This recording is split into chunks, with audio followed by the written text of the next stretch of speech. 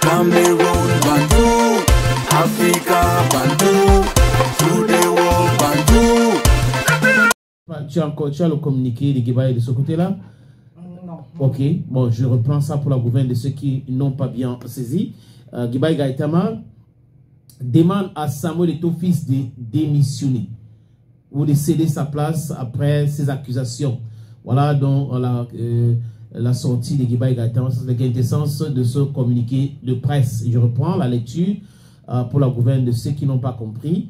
Guibaï Gaïtama est explicite pourquoi il demande à Samuel Eto'o-Fils de démissionner. Information concernant l'affaire de 455 000 € de la FECAFOOT payés par la Fédération russe de football dans le compte privé de M. Samuel Eto'o-Fils.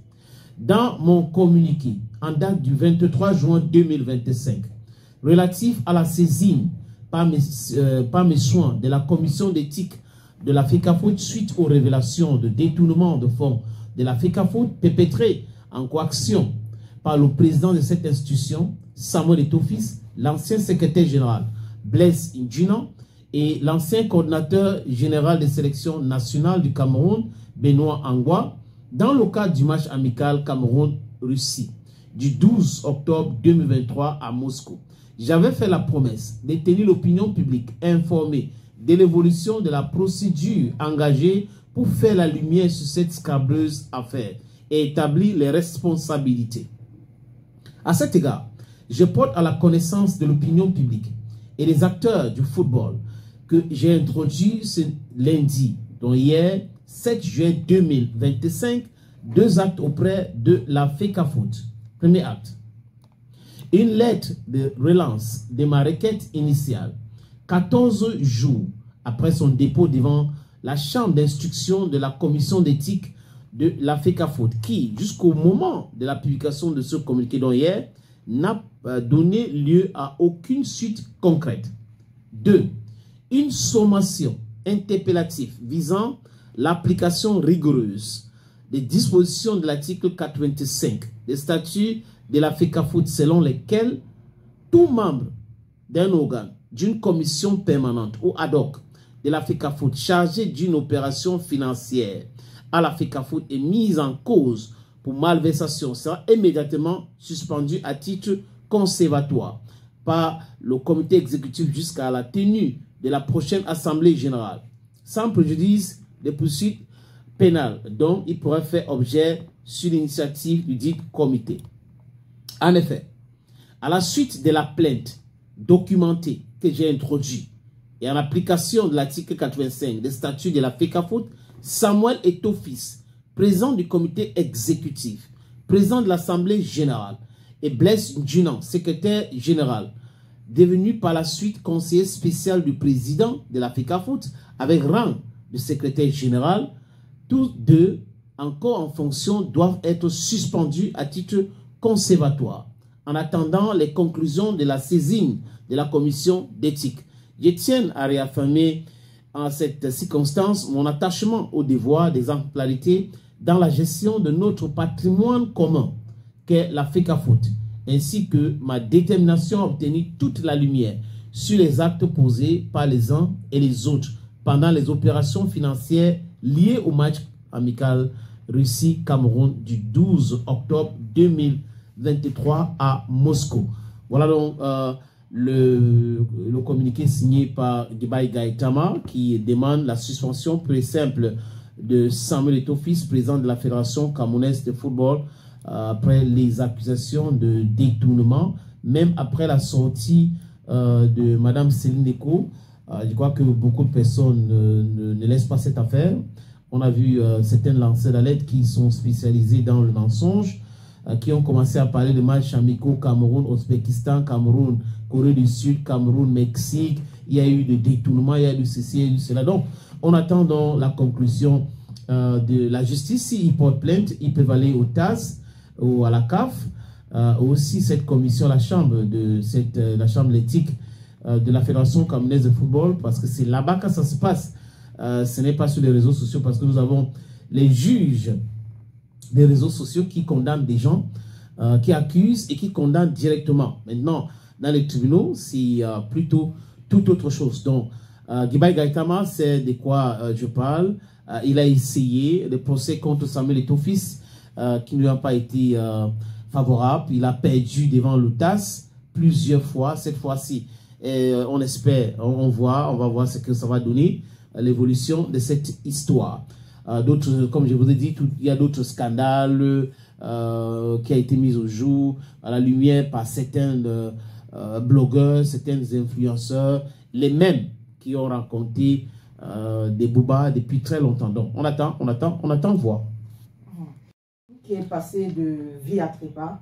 Oui, il s'appelle comment? Jeanine Gengoum. Jeanine Gengoum. Voilà. Donc, il est passé, c'est quand? Hier? Hier, exact. Ok. Donc, de suite de maladie, on va dire que le football camerounais est en deuil. La joie de cet entraîneur principal donc du sport du Oncam. Et il faut dire qu'il avait fait quelque chose de formidable lorsqu'il était entraîneur dans cette équipe-là, notamment la remontée en MTN Elite One, même comme elle avait été de courte durée. Et on espère bien que demain, puisque demain c'est mercredi et qu'il y a la programmation, hier on en parlait des 16e de finale de la Coupe du Cameroun, une minute de silence lui sera rendu dans les différents stades. Oui, certainement, on va lui rendre hommage. Et il a été pour beaucoup, comme tu as dit, dans l'organisation de football en ce qui concerne Unisport de Oncam. C'était à l'époque Unisport de Bafang, qui est devenu Unisport de Oncam. Bon, paix à son âme, c'est pas facile. On va observer demain pour voir si on va lui rendre hommage. Malheureusement, il est parti quand la saison, je crois, MTN Elite One était déjà arrivé dans son thème. Elite aussi, n'est-ce pas? Oui. Oui, donc du coup, on attend les 16e de finale de la Coupe du Cameroun pour voir et aussi observer ce que ses anciens collègues de ce côté vont faire à son honneur, parce que c'est aussi important de célébrer la vie des gens. Je crois que, je l'ai dit et j'insiste là-dessus, il faut célébrer les gens quand ils sont encore vivants. C'est très important, parce que tout ce qu'on fait après la mort des gens, c'est du folklore. Ils ne voient rien. Donc c'est mieux de célébrer les gens. Si vous pensez que quelqu'un a été pour beaucoup pour vous, important dans votre vie, dans votre fonctionnement, je pense que il faut le vénérer quand il est encore en vie. Il y a un chanteur qui avait dit: témoignez-moi oh, quand je suis encore en vie. Aidez-moi oh, quand je suis encore en vie. N'attendez pas le jour de ma mort pour m'acheter ce cailles. Voilà, je crois que bon, on dit ce qu'on pense hein, maintenant. Chacun fait ce qu'il veut. Les gens peuvent décider de rendre hommage uniquement quand les gens meurent, mais bon, nous pensons qu'on peut faire autrement. Et d'une Douala qui quitte Victoria United pour rejoindre le canon sportif de Yaoundé. Lui, il avait déjà annoncé cela à la fin de la saison, que son contrat était arrivé au terme. Il ne voulait pas renouveler son contrat avec Victoria United. Je crois qu'il a passé 2 saisons du côté de Victoria United. Une saison où Victoria United est sorti champion du Cameroun, cette saison 6e. Nathan, 5e, voilà, cette saison 5e. Et on a vu les images du président de Victoria United qui a gratifié de quelques billets de banque une supportrice de ce club-là et aussi ses joueurs. Et il a tenu à faire un discours à les remerciant et tout ça. Espérons qu'il va acheter ou recruter les joueurs dans cette équipe pour pouvoir participer et être premier, pourquoi pas, lors de la prochaine saison, MTN Elite One, dans la saison prochaine. Mais Nathan Douala, on l'a vu aussi dans les bouts de Douala, des gars se disaient que c'est fini pour lui. Étant joueur de Victoria United, Nathan avait quand même manqué de signer un contrat en Turquie, un contrat professionnel en Turquie. Peut-être tous ces différents échecs-là ont fait en sorte qu'il décide de quitter Victoria United pour cette nouvelle aventure avec Canon Sportif de Yaoundé Kwakum. Et on nous parle de 3 millions de francs CFA comme clause de signature. Donc, il va recevoir cet argent-là. Et Nathan, qui est un bon joueur, espérons qu'il va apporter son expérience, de son talent pour faire rayonner Canon Sportif de Yaoundé, Canon qui est un club culte.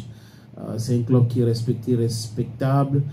Donc, on va voir si en dehors de Nathan Douala, Canon Sportif de Yaoundé va recruter d'autres joueurs. Mais il faut dire que Canon, c'est aussi un club très organisé, hein, qui a ses sponsors. J'ai vu les maillots de Canon de Yaoundé avec les sponsors. Donc, personne n'avait interdit que ça se passe comme ça. Donc, Canon est très bien organisé. Nathan Douala, kudos to you. The sky shouldn't be your limit. Et maintenant, Etienne Eto'o, le fils de Samuel Eto'o, qui s'est affiché avec ses grands-parents maternels. Il a fait une photo qui est devenue virale sur les réseaux sociaux. Lui-même, il a publié. Il était au milieu de ses grands-parents maternels, son grand-père, sa grand-mère. Et après, il a tenu à repréciser aussi sa pensée concernant le Cameroun. Le fils de Samuel Eto'o, fils qui a joué dans les équipes juniors du Cameroun. Il a marqué aussi début, il a marqué cette équipe-là, qui va jouer la saison prochaine en première division espagnole dans la Liga espagnole. C'est lui-même qui a fait cette annonce. Il s'est déjà signé avec Rayo Vallecano. Il a signé pour la première division. Il a fait monter, je crois, l'équipe B en deuxième division, quelque chose comme ça dans cette saison, la saison prochaine. C'est en première division qui va évoluer. Donc on va le voir jouer avec les Yamin Lamal, et contre Yamin Lamal et les autres. Lui, il parle du Cameroun. Etienne Eto'o dit qu'il se sent camerounais. Vraiment camerounais de chez Camerounais, mais aussi espagnol. Mais son cœur penche pour le Cameroun. Il est un continentaire. Et il veut jouer pour le Cameroun. Et rien d'autre. Donc voilà les déclarations claires de Etienne Eto'o concernant son amour pour le Cameroun. Les gens peuvent penser que non, c'est parce que son père est président de la fédération, c'est parce que non. On a le fils, je ne vais pas les citer pour ne pas créer des polémiques inutiles, de certains qui ont été aussi pour beaucoup dans le rayonnement de football camerounais. Les enfants qui veulent jouer ailleurs, qui ont déjà déclaré que c'est mon père qui était camerounais, moi je ne suis pas camerounais, je ne me sens pas camerounais. Donc, on est fiers de savoir que Etienne Eto'o peut être un atout pour les Lions indomptables demain. Et que, quoique, même s'il y a les propositions qui viennent de tout part, lui décide de rester camerounais et de jouer pour le Cameroun. Donc c'est un continentaire à 100%. Et donc, pour la 4e fois, il faut dire que c'est via leurs différents comptes Instagram que Neymar et sa compagne Biancardi ont donc affiché les... Bruna Biancardi, voilà. Ils ont donc affiché les images et les photos de leur dernière petite fille, Mel. C'est comme ça qu'elle se prénomme. Et on voit les parents tout heureux. On voit la grande sœur de la petite Mel, je pense que c'est la 3e, aussi contente de porter sa petite sœur. Donc on a dit que voilà, les parents sont heureux, les parents se portent bien, le bébé aussi se porte bien. Et pour finir, la famille qui se porte bien. Bon, aussi à l'époque des tabous, on devait dire, oh, il est né le bébé, oh, il ressemble à papa. Ouais, parce que l'enfant là ressemble à papa. Je pense quand même que pour un jour de naissance, c'est pas évident. Tu n'as pas vu son nez. Ah, d'accord. Tu n'as pas vu son front. Non, on n'a pas véritablement montré le nez de l'enfant. J'ai zoomé, Okay. Regarde, il y a une photo où elle est seule. Ok. Avec sa Neymar. Oui, vraiment, c'est Neymar tout craché. Ok. Cet enfant, vraiment, c'est l'enfant de Neymar. Il n'y a pas de discussion là-dessus. D'accord. Tu sais, généralement comme ça, non? Les gens qui viennent à l'hôpital, ils disent, l'enfant se ressemble à son père. Et tu regardes, il dit que mais ressemble à son père. Arrêtez votre truc là. Les grands-mères au lait aiment ça, les mamans aiment ça. Cet enfant te ressemble. Parce qu'il ne faut pas qu'il y ait des polémiques déjà, qu'on va dire que peut-être que non. L'enfant là te ressemble. Ton enfant là, non. Après, je vais dire qu'il ressemble à sa mère. La mère va dire que non. L'enfant là me ressemble où? C'est son père. Bon, parce qu'il ne faut pas contrarier la grand-mère ou la belle-mère. Voilà. Il faut dire non. L'enfant ressemble à son père. Nîmes a 4 enfants déjà. Oui. Voilà, c'est un vrai africain. Hein. Oui. Et ce que Nîmes a non? Oui. Voilà. Oui. Sans faute. Maintenant, après, vrai africain aussi, ça dépend. Peut-être lui, il aime les grandes familles. Chez eux, il faut dire que lorsque... C'est aussi ça. Je veux dire, le Brésil et le Cameroun, si tu regardes les plaques tectoniques, on raconte l'histoire de la géologie, des séparations de ces plaques-là. Le Brésil et le Cameroun étaient collés. Okay. Si tu regardes même la forme des différents continents. Et autre chose maintenant, peut-être